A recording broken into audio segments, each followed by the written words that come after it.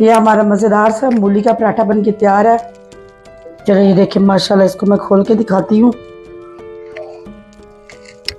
ये मज़ेदार सा क्रिस्पी हमारा मूली का पराठा बन के तैयार है। रेसिपी अच्छी लगे वीडियो को लाइक शेयर और सब्सक्राइब ज़रूर कीजिएगा। बिस्मिल्लाहिर्रहमानिर्रहीम। अल्लाह बरकत दे हमारे खानों में, हमारे रिस्क में, हमारे जायकों में। आज मैं अपने प्यारे प्यारे व्यूवर्स के लिए लेकर आई हूँ बहुत ही मज़ेदार सा मूली का पराठा। सबसे पहले मेरे पास ये एक ग्रेट की हुई मूली है।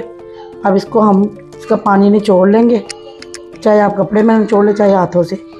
इस तरह से पानी इसका निचोड़ लेंगे।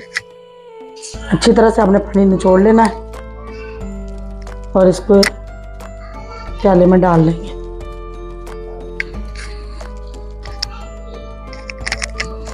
मैंने मूली का सारा पानी निचोड़ लिया है। आप इस पानी को आपने ज़ाया नहीं करना। आप इससे आटा